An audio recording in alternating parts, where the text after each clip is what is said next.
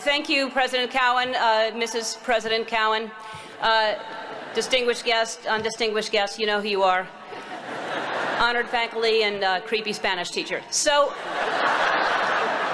and thank you to all the graduating class of 2009. I realize most of you are hungover and have splitting headaches and haven't slept since Fat Tuesday, but you can't graduate till I finish, so listen up.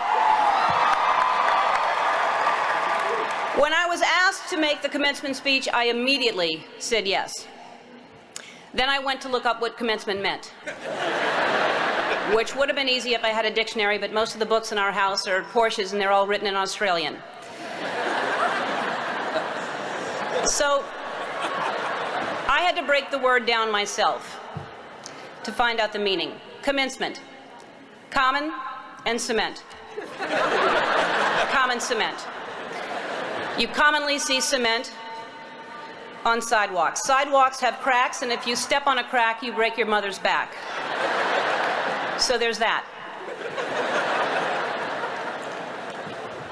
But I'm honored that you've asked me here to speak at your common cement. I thought that you had to be a famous alumnus. You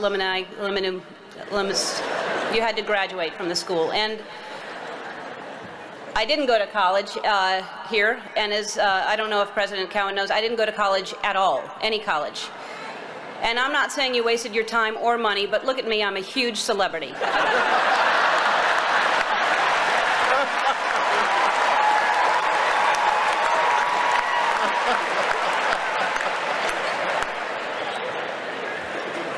Although I did graduate from the School of Hard Knocks, our mascot was the Knockers.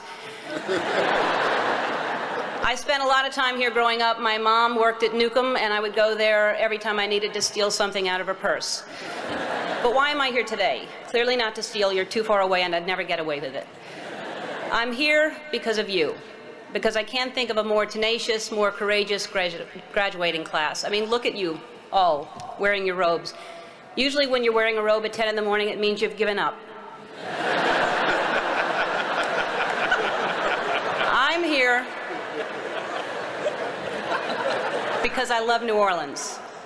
I was born and raised here. I spent my formative years here, and like you, while I was living here, I only did laundry 6 times. When I finished school, I was completely lost, and by school I mean middle school, but I went ahead and finished high school anyway, and I had no ambition. I didn't know what I wanted to do. I did everything from I shucked oysters, I was a hostess, I was a bartender, I was a waitress, I painted houses, I sold vacuum cleaners. I had no idea. And I thought I'd just finally settle on some job and I would make enough money to pay my rent, maybe have basic cable, maybe not. I didn't really have a plan. My point is that by the time I was your age, I really thought I knew who I was, but I had no idea. Like, for example, when I was your age, I was dating men.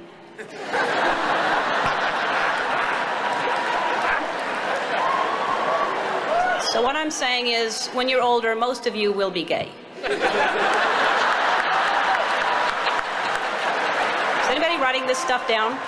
Parents?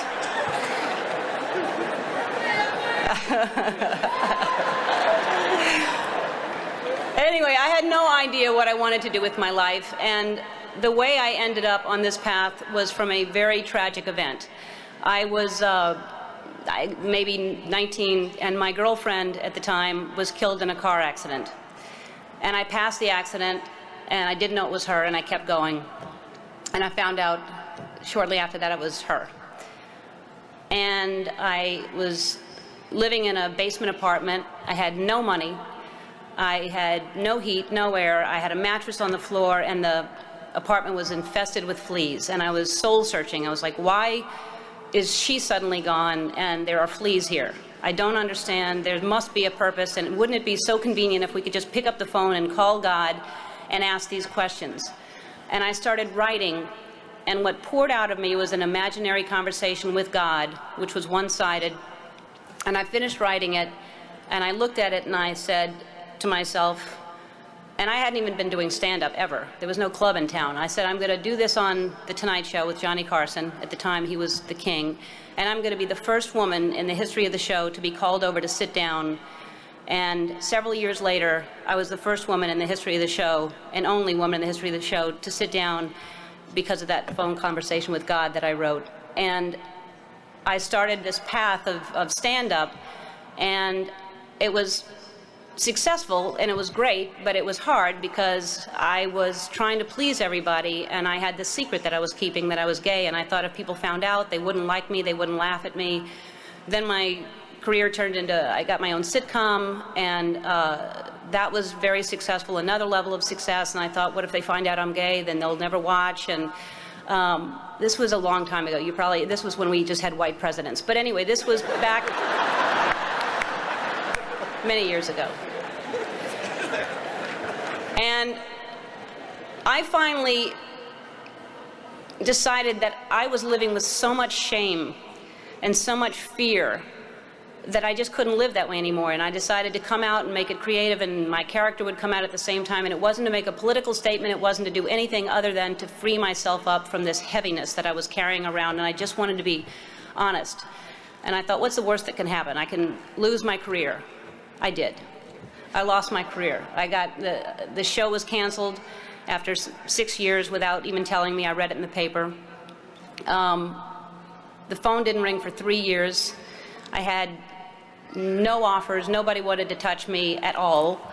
And yet I was getting letters from kids that almost committed suicide but didn't because of what I did. And I realized that I had a purpose, and it wasn't just about me, and it wasn't about celebrity, but I felt like I was being punished, and it was a bad time. I was angry, I was sad, and then I was offered a talk show.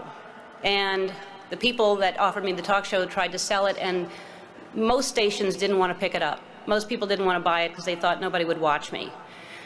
And really, when I look back on it, I wouldn't change a thing. I mean, it was so important for me to lose everything because I found out what the most important thing is to be true to yourself.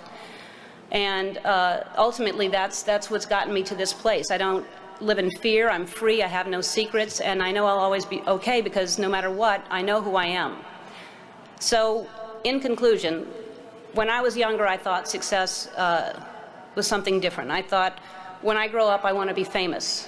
I want to be a star. I want to be in movies. When I grow up, I want to see the world, drive nice cars. I want to have groupies, to quote the Pussycat Dolls. How many people thought it was boobies, by the way? It's not. It's groupies. But my idea of success is different today. And as you grow, you'll realize definition of success changes. For many of you, today, success is being able to hold down 20 shots of tequila. For me, the most important thing in your life is to live your life with integrity and not to give in to peer pressure to try to be something that you're not. To live your life as an honest and compassionate person, to contribute in some way. So to conclude my conclusion, follow your passion, stay true to yourself, never follow someone else's path unless you're in the woods and you're lost and you see a path, then by all means you should follow that. Don't give advice. It'll come back and bite you when they ask. Don't take anyone's advice. So my advice to you is to be true to yourself, and everything will be fine. And I know that a lot of you are concerned about your future, but there's no need to worry. The economy is booming. The job market is wide open. The planet is just fine. It's going to be great. You've already survived a hurricane. What else can happen to you? And as I mentioned before, some of the most devastating things that happen to you will teach you the most. And now you know the right questions to ask for your first job interview, like, is it above sea level?